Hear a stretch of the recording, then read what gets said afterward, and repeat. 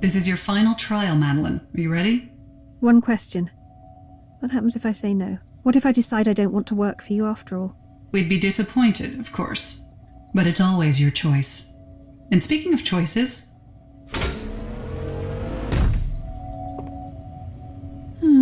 More of a dog person myself.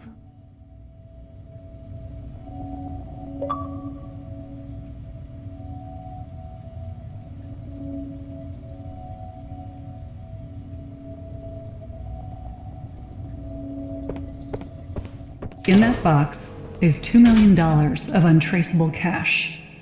You must decide where to send the money by attaching one of the postage labels. And where exactly did this cash come from? As I said before, many of the Assembly's projects are lucrative. It's not from any kind of criminal enterprise, if that's what you're implying. Oh, perish the thought.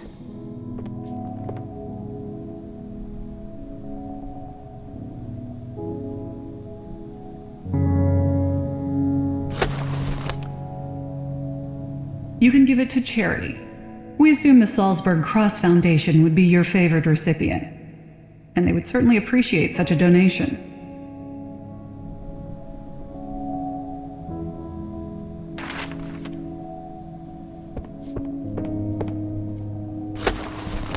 An interesting choice. Wait, is that it? No puzzle? No puzzles, Madeline. Not this time. But it's not over.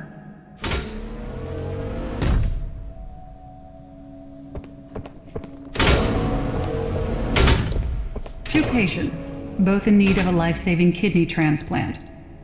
One is a military veteran, a decorated war hero on the eve of his 70th birthday. He served his country with honor and is now a leading authority on PTSD treatment. The other is a young girl about to turn 7. The age when humans become fully self-aware and begin to shape their own lives. Apart from blood type, they could hardly be more different. But there is only one viable kidney available at this time. Whomever you choose to give the kidney will live. The other will almost certainly die. Bloody hell. There's no right answer to this, is there? As you said yourself earlier today, it always depends.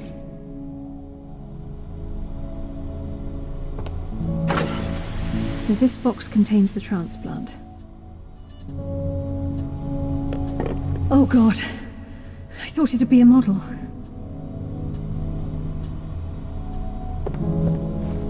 She's a blank canvas. Who knows what she'll become? What she might achieve? She's a blank canvas. Who knows what she'll become?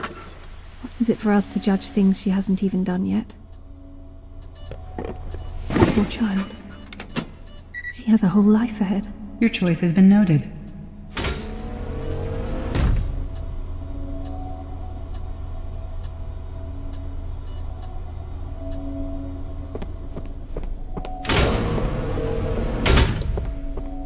The Assembly's resources are plentiful, but not infinite. Choices must always be made. Yes, I'm sensing the theme. So what's the story here? This child has a rare and terminal genetic disorder that is about to manifest. His life expectancy is mere months. We have the power to make a difference, but how we do so is a difficult choice. The green button is for assured life now. We have developed an experimental treatment that will delay the disorder's acute symptoms until adolescence. But barring another breakthrough, he won't survive to adulthood. The blue button is for the chance of a better life later. He will be placed in our proprietary cryonic stasis program. If he survives that process, he can be preserved until a cure is found. But that may take decades, if it can be found at all. Neither option sounds like much fun for the poor boy's family. But this is silly. Cryonics this sophisticated don't exist yet. In the outside world, perhaps, but this is not a hypothetical, Madeline. That boy really is dying. You must choose what action we take. You can't be serious. Oh, bloody hell. The Assembly makes choices like this every day. Get used to it. Cryonics this advanced sounds like science fiction. Can it actually be true? Medicine always progresses. Given enough time, we'll find a cure. Thank you. And now your final test.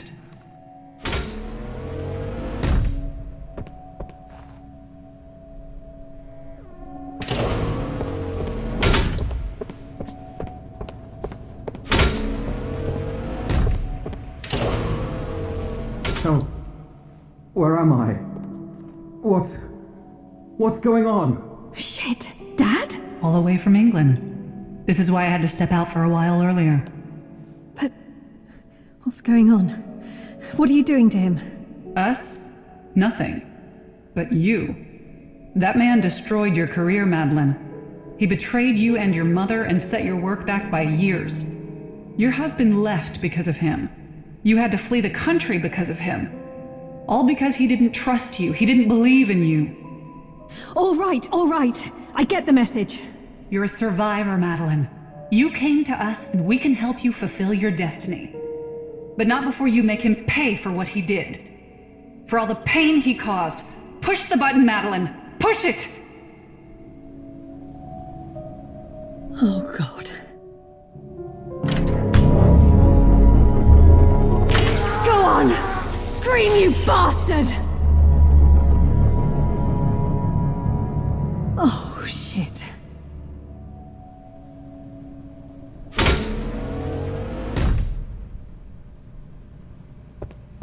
I must say, I'm pleased you made the choices you did. Spare me the bonhomie. No more bloody moral choices.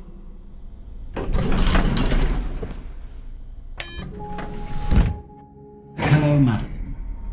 I'm the director of the Assembly. First of all, let me assure you, despite all the theatre, that wasn't really your father. Your computer again. He's truly remarkable. Adam, would you be so kind as to give Dr. Stone a demonstration? It would be my pleasure, Director. After all, I know you've been watching my progress. Or should I say Dr. Stone's progress, with great interest today. All right. Enough. Can we just get on with this? Of course. Make your way through to my office and we can go over your performance today.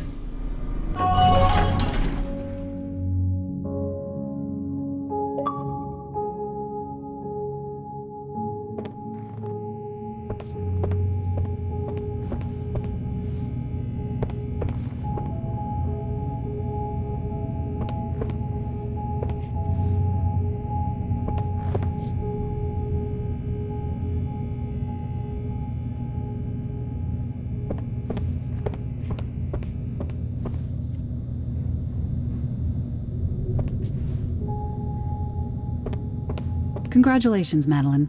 You made it all the way. Now go on through to the next room. The director wants to speak with you.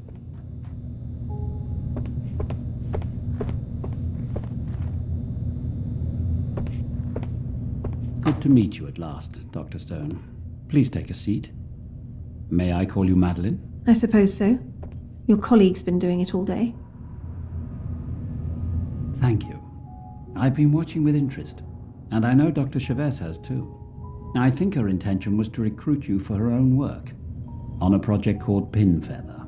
Director, before you go any further, this recording is from my recent databanks. Update 94 memo. The two Site 1 teams almost came into contact today. It's imperative to Pinfeather's success that the duplicates know nothing about each other. It's only by cherry-picking results from combined sites that I can keep the official death rate reports under an acceptable threshold. If the teams knew I was manipulating their data... Anyway. What on earth? Chavez? Yes, Director. I have also uncovered documents showing further evidence of results falsification. They're in your inbox. Damn. Call security, apprehend Chavez, and hold it till I'm finished here. Yes, Director. Well, that certainly changes things around here. Now, as to your results, let's cut to the chase, shall we? I'm delighted to offer you a permanent position here at the Assembly. We'll start your induction immediately so you can get to work. And what happens if I refuse? That would be unexpected, but it's your choice, of course. We can selectively wipe your memory. You'll just wake up in your new apartment, and you won't remember a thing. Of course, we'd rather make good use of that brilliant mind instead. What do you say?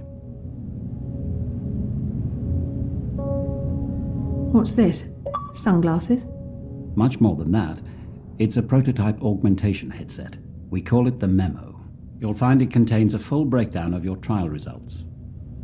Funding, autonomy, the chance of a lifetime, but hidden from the world. I think I can do some good here. I wasn't made to sit around and mope. You've made that abundantly clear, and I couldn't be happier. Welcome to the Assembly, Dr. Stone.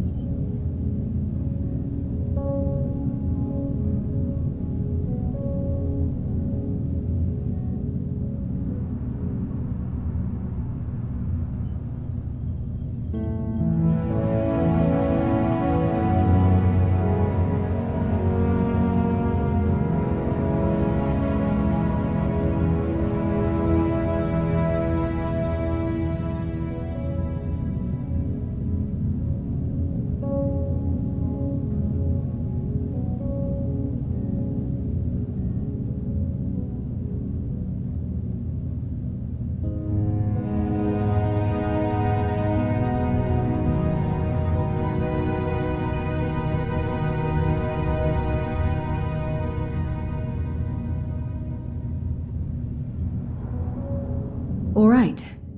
So when do we start? Ha! Excellent. Officer Harris will show you to your quarters. Welcome, Dr. Stone.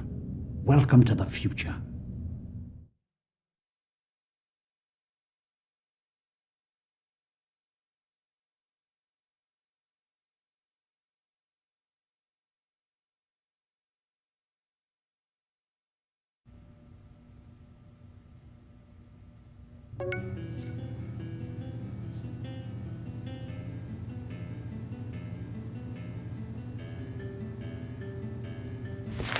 Well, this is certainly promising. At this rate, we could have Salzburg Cross in remission within 2 years.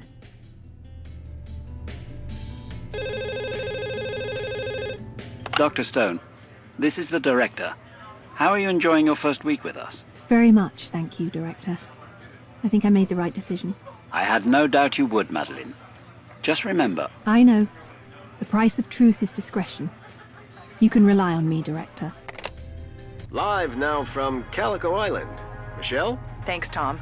The bird flu outbreak here seems to be finally under control, thanks to the work of Dr. Caleb Pearson, who's with me now. Dr. Pearson, you've developed a vaccine to combat the deadly Cassius strain that began infecting people here some weeks ago. How's it going? Better than we could have hoped. The team's done an amazing job, and we're thrilled with the results. Our work's not over yet, but now we have an established vaccination program. Another few weeks, and I think we'll have it contained. Some have suggested this is the same strain that almost wiped out an island in Indonesia 2 years ago. Can you confirm that? Why weren't doctors able to develop a vaccine for it then? Well, we seem to have lost our connection to Calico Island. Sorry about that. Still, good news for everybody. Now, the UN today debated yet another resolution on climate change.